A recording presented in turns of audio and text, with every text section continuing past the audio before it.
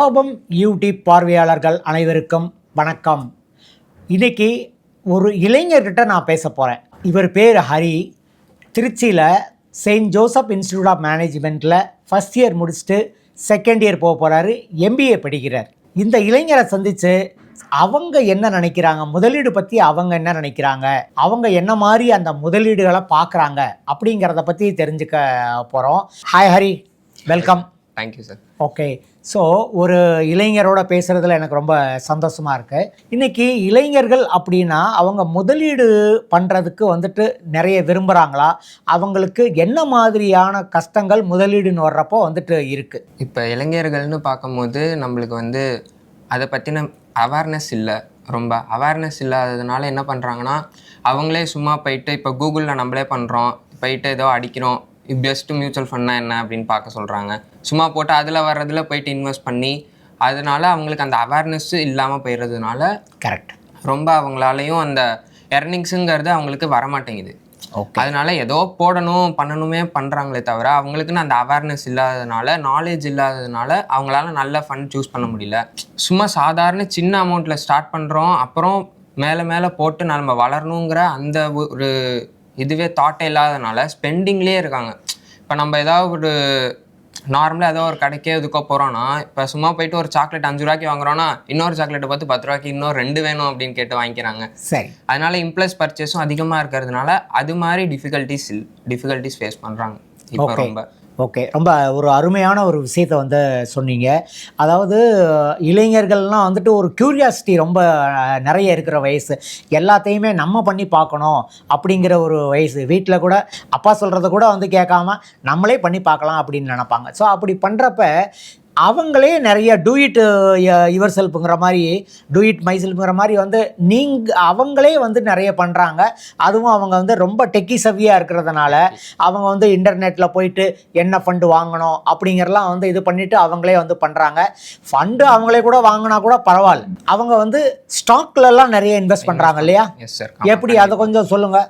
அதுவும் அப்படி தான். இப்போ நம்ம ஏஐ தான் சார். இப்போ நம்மளே போய் நேராக வாங்குறோம்ல பங்கு சந்தையில், அது மாதிரி அவங்க வந்து இப்போ ஒரு ஏஐயில் போடுறாங்க, போட்டுட்டு இந்த மாதிரி இந்த சந்தை இப்போ எந்த நேரத்தில் வாங்கினா சரியாக இருக்கும், எப்படி டைம் எந்த டயத்துக்குள்ளே உள்ளே போனால் சரியாக இருக்கும்னு எல்லாமே ஏஐ சொல்லுது. ஸோ அவங்க வந்து அவங்க மூளையே நம்ப மாட்டேங்கிறாங்க. இப்போ சொல்லப்போனால் எல்லாருமே வந்து ஏஐன்னு போகிறதுனால இப்போ உலகமே ஏஐயாக இருக்குது, அதனால இவங்களும் ஏஐன்னு உள்ளே போயிடுறாங்க. அவங்களே யோசிச்சு பார்த்து இதை நமக்கு கரெக்டாக இருக்குமா அப்படின்னு அந்த டிசிஷன் மேக்கிங்கிற பாயிண்ட் ஆஃப் வியூ அவங்களுக்கு வரணுமே தவிர ஏஐக்கு வரக்கூடாது இல்லை.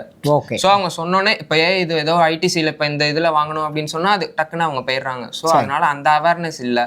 சரி, அவங்க ஸ்டாக்ஸில் இன்வெஸ்ட் பண்ணுறது கூட கரெக்டான விஷயம்னு சொல்லலாம். ஆனால் இன்வெஸ்ட்மெண்ட்டை தாண்டி ட்ரேடிங் பண்ணுறாங்க இல்லையா? ட்ரேடிங்கும் போது அவங்களுக்கு தெரியல. இப்போ என்ன நினைக்கிறாங்கன்னா, இப்போ இருக்கிற இளைஞர்கள்லாம் லாங் டர்மாக யோசிக்கிறதே இல்லை சார். கரெக்ட். கடைசி காலத்தில் ரிட்டையர்மெண்ட்லேயோ இல்லை அதுக்கு முன்னாடியோ நம்மளுக்கு காசு வேணுமே, நம்ம குழந்தைய படிக்க வைக்கணும், நம்மளுக்கு ரிட்டையர்மெண்ட்டாக என்ன ஆகுறது அப்படிங்கிற ஒரு நினைப்பே இல்லாமல் அவங்க என்ன பண்ணுறாங்கன்னா வந்து போயிட்டு இப்போதைக்கு எனக்கு காசு இருந்தால் போதும் அப்படிங்கிற மாதிரி யோசிக்கிறாங்க.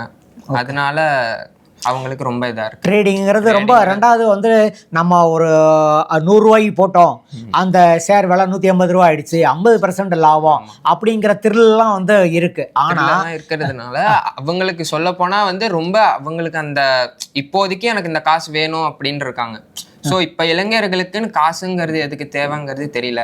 ஒரு லாங் டைம் விஷன் இல்லைங்கிறீங்க. ஆமாம், கரெக்ட் சார். லாங் டைமா அதுக்கப்புறம் நம்மளுக்கு லைஃப்னு இருக்குல்ல, அதை பற்றின விஷனே இல்லை அவங்களுக்கு. Okay okay. ஸோ இன்னைக்கு நம்ம ட்ரேடிங்கில் சம்பாதிக்கிறோம், நாளைக்கு அந்த பணம் ட்ரேடிங்கில் போயிடலாம். ஆனால் இன்வெஸ்ட்மெண்ட் அப்படிங்கிறது கிடையாது. ஒரு 10 வருஷம் 15 வருஷம் தொடர்ந்து நம்ம வச்சிருக்கிறப்போ நமக்கு வந்து பணம் பெருகுங்கிறது அவங்களுக்கு புரியல. இப்போ சொல்லப்போனால் அவங்களுக்கு வந்து பெருகிருமா அப்படின்னு கன்ஃபார்மாக அவங்களுக்கு ஏதோ அத்தாச்சி மாதிரி எழுதி கொடுக்க வேண்டியிருக்கு.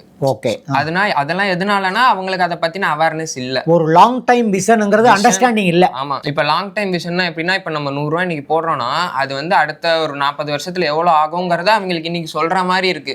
ஓகே, அது ஆயிடும் கன்ஃபார்மா. இப்போ 5 கோடி ஆகுதுன்னா 5 கோடி தான் ஆகுமா அப்படின்னு கன்ஃபார்ம் லெட்டர் கொடுக்குற மாதிரி இருக்கு.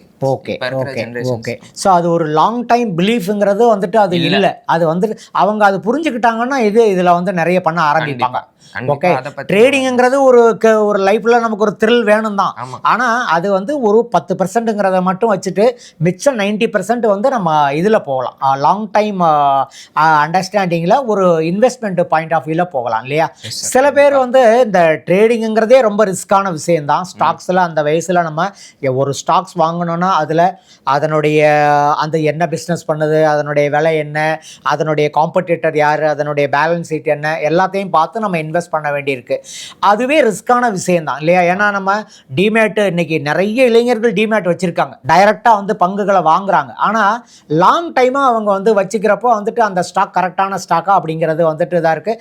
அவ்வளோ ரிஸ்க்கான இன்வெஸ்ட்மெண்ட்டாக வந்துட்டு இந்த ஷேர் ட்ரேடிங்கே இருக்குது. ஆனால் இதையும் தாண்டி அவங்க கிரிப்டோ கரன்சியில் போய் பணத்தை போடுறாங்களே, அது எப்படி? கிரிப்டோ கரன்சி அது வந்து அவங்களோட இது சார், கிரிப்டோவில் போட்டால் காசு அதிகமாக கிடச்சிரும் அப்படிங்கிற மாதிரி சொல்கிறாங்க. அப்படி பார்த்தீங்கன்னா 2010 அப்போலாம் பார்த்தீங்கன்னா கிரிப்டோ கரன்சி 110 ரூபாய் தான் இருந்தது. கரெக்ட்.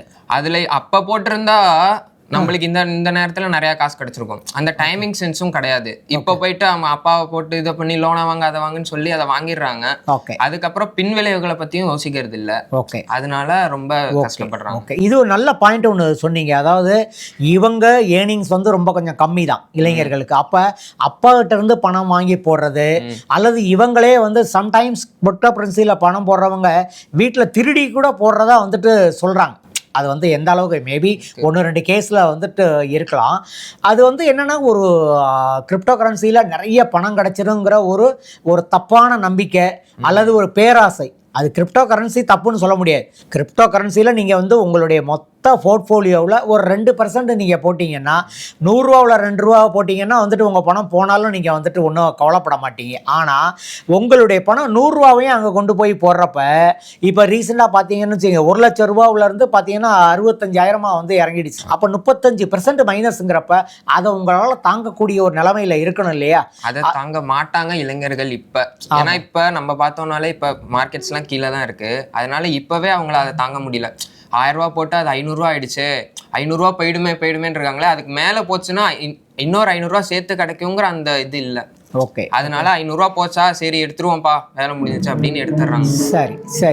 ஸோ அப்போ உங்களை மாதிரியான இளைஞர்கள் இப்போ வந்து ரீசெண்டாக ஏர்ன் பண்ணுறவங்க பண்ண போகிறவங்க அவங்க வந்து அவங்கள வந்து இந்த முதலீட்டு உலகத்துக்குள்ளே கொண்டு வரணும், முதலீடு செய்ய வைக்கணும் அப்படின்னா நீங்கள் என்ன மாதிரியான விஷயங்கள் சரியாக இருக்குன்னு நினைக்கிறீங்க? சரியாக இருக்கும்னா ஃபஸ்ட்டு நம்ம பிகாம்லேயே அதை பற்றின இதெல்லாம் கொண்டு வர்றது நல்லதுன்னு. அதாவது அவங்க காலேஜ் எஜுகேஷன் இருக்கிறப்போயே வந்து நீங்கள் கற்றுக் கொடுக்கணுங்கிறீங்க. ஆமாம், அதை பற்றின சும்மா மேலோட்டமாக அவேர்னஸ் மாதிரி ஏதாவது வெபினார்ஸ் மாதிரி கண்டக்ட் பண்ணால் அவங்களுக்கும் அதை பற்றின அவேர் வரும். ஸோ அவேர்னஸ் கிடைக்கும் போது என்ன பண்ணுவாங்கன்னா தானாகவே அவங்க இப்படிலாம் இருக்கா அப்படின்னு ஏதோ சும்மா இவ்வளோ அதிக ரிட்டர்ன் வருதுங்கிறதுக்காவையாச்சும் அவங்க போய் சும்மா பார்த்து கற்றுக்கலாம் நிறையா. ஸோ காலேஜ் படிக்கிறப்பயே வந்து குறைஞ்சபட்சம் ஒரு 100 ரூபாய்ங்கிற மாதிரி வந்துட்டு மியூச்சுவல் ஃபண்டில் எஸ்ஐபியில் போட ஆரம்பித்தா நல்லா இருக்குமா?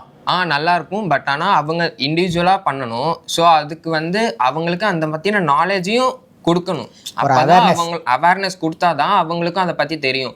இப்போ பங்கு சந்தை கீழே போச்சுன்னா இவ்வளோ போகும், மேலே போச்சுன்னா இவ்வளோ வரும் அப்படிங்கிற அந்த ஒரு இது சொன்னால், ஒரு அவேர் கொடுத்தா அவங்களால கண்டிப்பாக ஒரு ஃபைனான்சியல் லிட்ரஸி வந்து எல்லா ஸ்டூடெண்ட்ஸுக்கும் வந்து கொடுக்கறது நல்லது நினைக்கிறீங்க? ஆமாம், நல்லது. ஒரு காலேஜ் படிக்கிறப்ப அந்த ஃபைனான்சியல் லிட்ரஸி கிடைச்சதுன்னா அவங்க ஏர்ன் பண்ண ஆரம்பிக்கிறப்ப அட்லீஸ்ட் 10,000 ரூபாய் ஏர்ன் பண்ணுறாங்களா, அதில் 10ல் ஒரு பங்கு, அதாவது 1000 ரூபாயாவது அவங்க இன்வெஸ்ட் பண்ண ஆரம்பிப்பாங்க. ஆமாம் இல்லையா? ஸோ ரொம்ப நிறைய விஷயங்கள் வந்து சொன்னீங்க, சூப்பராக சொன்னீங்க. நன்றி, வணக்கம். நல்லா படிங்க. நீங்கள் பணம் சம்பாதிக்க ஆரம்பித்த பிறகு வந்துட்டு நல்லா இன்வெஸ்ட் பண்ணுங்க. தயவு செஞ்சு ட்ரேட் பண்ணாதீங்க. தேங்க்யூ, வணக்கம். மீண்டும் ஒரு வீடியோவில் இன்னொரு இளைஞரை பார்ப்போம். தேங்க்யூ, வணக்கம். லாபம் ஆம்பி பதிவு பெற்ற மியூச்சுவல் ஃபண்ட் விநியோக நிறுவனமாகும் ARN எண் 310095. மியூச்சுவல் ஃபண்ட் முதலீடுகள் சந்தை அபாயங்களுக்கு உட்பட்டவை. திட்டம் தொடர்பான அனைத்து ஆவணங்களையும் கவனமாக வாசிக்கவும்.